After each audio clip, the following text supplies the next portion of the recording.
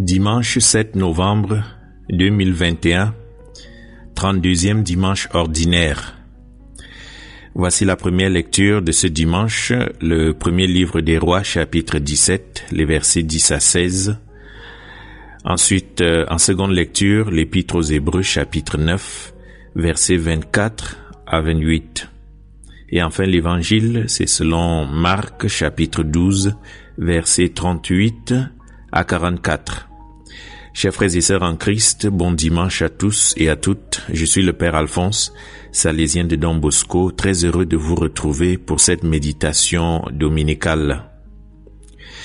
Le passage de l'Évangile de ce dimanche témoigne d'une attaque très dure de Jésus contre les scribes et les pharisiens, qui sont devenus, aux yeux de certains chrétiens, des figures incarnant la perfidie, l'hypocrisie et l'orgueil. Ce n'est pourtant pas toujours le cas, et d'ailleurs, attention à juger en bloc, sans d'ailleurs nous sentir nous aussi interpellés, comme nous allons le voir. Expliquons ces deux catégories, les scribes et les pharisiens. Tout d'abord, les scribes, c'étaient des experts des Saintes Écritures, des hommes qui, dès l'enfance, se consacraient à la lecture, à l'étude de la tradition d'Israël. Puis, ayant atteint un âge mûr, ils devenaient des personnes faisant autorité, des rabbins, des enseignants dotés de pouvoirs légaux dans les différentes institutions juives. Les pharisiens, en revanche, étaient un mouvement ecclésial, comme on pourrait dire, un groupe qui cherchait avec zèle à vivre la loi de Moïse et les préceptes élaborés par les pères rabbiniques. Ils étaient de simples croyants, appartenant au peuple, et ils représentaient une composante forte, très présente et même missionnaire au sein du peuple d'Israël. Certes, les scribes et aussi certains pharisiens étaient des adversaires de Jésus, mais la polémique de Jésus, n'oublions pas qu'elle est rédigée par les évangélistes dans un contexte historique et politique de confrontation, de persécution des chrétiens. Les chrétiens qui sont considérés alors par les pharisiens comme une secte hétérodoxe, c'est-à-dire qui croyaient du n'importe quoi. Cette polémique avec les pharisiens concernait avant tout leur posture d'hommes religieux. En reprenant cette controverse, les évangélistes ne s'adressent plus à ces pharisiens, ils s'adressent à nous, aux chrétiens. Ils entendent dénoncer ceux qui, dans l'Église chrétienne, ont désormais adopté le même style que les pharisiens, que les scribes. Frères et sœurs, attention donc à ne pas lire les évangiles de manière anti-juive, tant il est vrai que tous les scribes n'étaient pas arrogants, tous les pharisiens n'étaient pas hypocrites. Les évangiles témoignent même parfois de scribes proches du royaume de Dieu et de pharisiens droits et justes, bien disposés à l'égard de Jésus, comme nous voyons au chapitre 13 de Saint Luc, verset 31. Alors oui, il y a eu un conflit amer, mais Jésus pourrait adresser les mêmes avertissements sévères à de nombreux hommes d'Église, aujourd'hui à de nombreux religieux et religieuses. Il suffit de lire attentivement les paroles que Jésus adresse à la foule dans l'évangile de ce dimanche, paroles qui pourraient être paraphrasées comme suit. « Méfiez-vous des scribes, des experts de la Bible, des théologiens, des religieux. » Lorsqu'ils sortent, ils apparaissent avec des tenues éclatantes. Ils se parent de chaînes, de croix bijoutées et précieuses, à l'affût du regard de ceux et celles qui passent pour être salués et vénérés, sans chercher plutôt les personnes dans leurs besoins, dans leurs souffrances. Dans les assemblées liturgiques, ils occupent des places bien en vue, des places de choix, des chaises et des trônes semblables à ceux des pharaons et ceux des rois, et ils sont toujours invités aux banquets, aux cérémonies des princes de ce monde. Frères et sœurs, ne nous arrive-t-il pas d'aller jusqu'à brandir nos titres ecclésiastiques pour rester impunis, pour obtenir des privilèges ou pour nous distinguer du commun des mortels?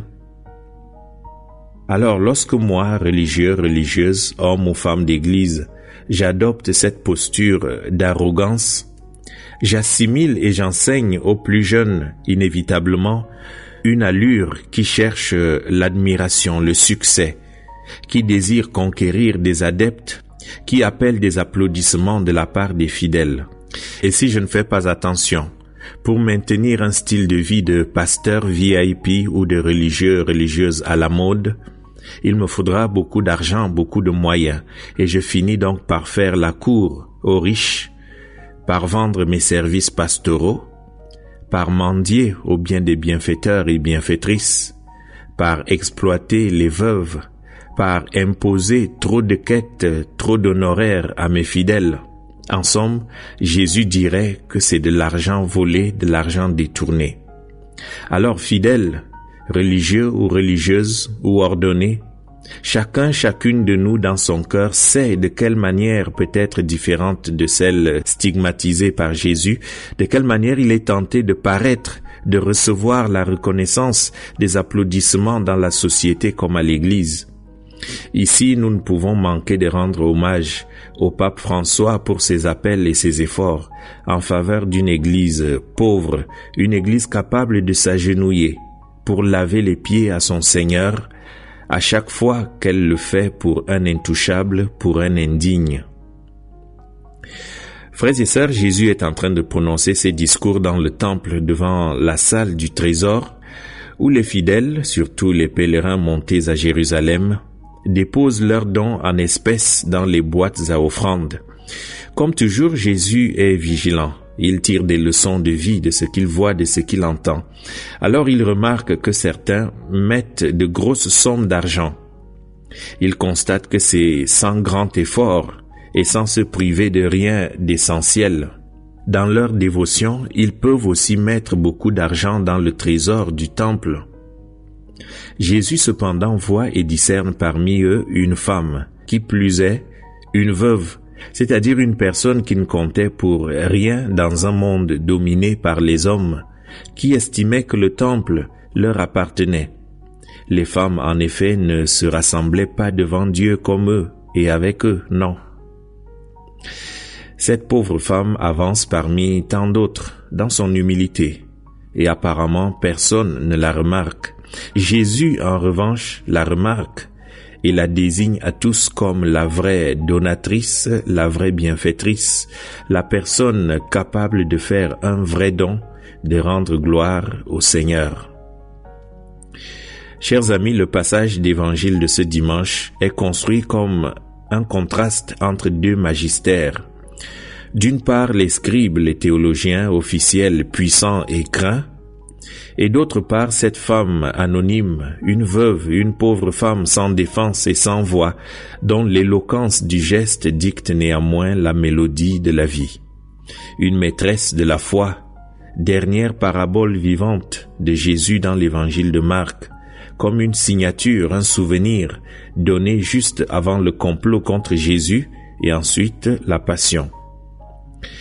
Dans la Bible, les veuves, les orphelins et les étrangers constituent la triade des personnes sans défense.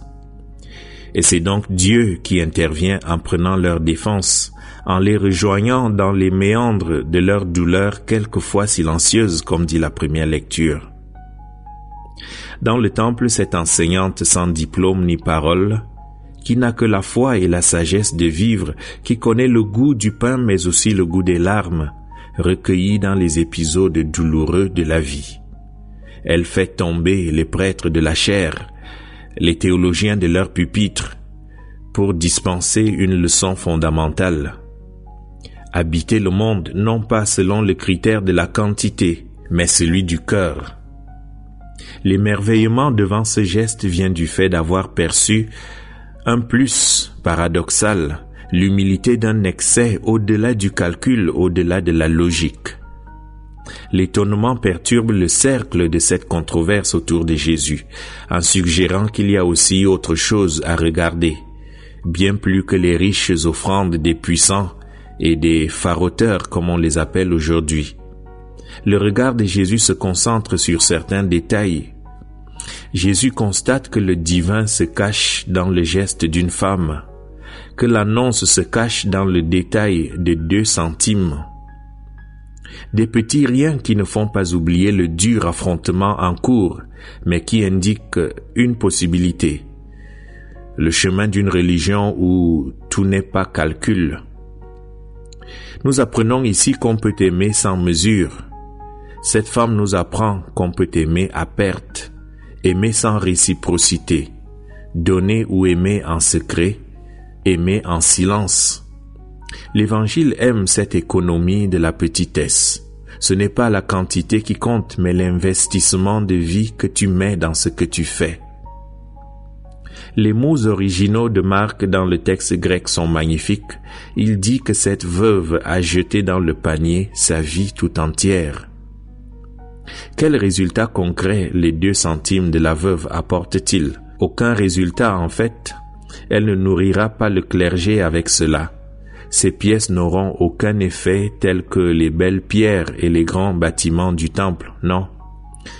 Mais cette femme, par son geste et son amour, a mis beaucoup de cœur et de vie dans les veines du monde. Seigneur, tu sais bien que nous voulons tout te donner. Pourtant, nous sommes plus prompts à prendre qu'à donner, à recevoir tes dons qu'à nous livrer entre tes mains pour servir, pour aimer. Nous sommes généreux tant que cela ne nous atteint pas dans ce qui nous est vital, et nous nous donnons l'illusion d'être meilleurs que les autres. Jésus, toi qui connais nos intentions secrètes, que ton regard nous provoque à un don authentique, non pas de notre superflu, mais de ce qui nous est essentiel, afin que nous manifestions que tu es notre seul trésor, et que libérés de l'attachement à nos biens et à nous-mêmes, nous puissions être comblés de ta plénitude. Amen.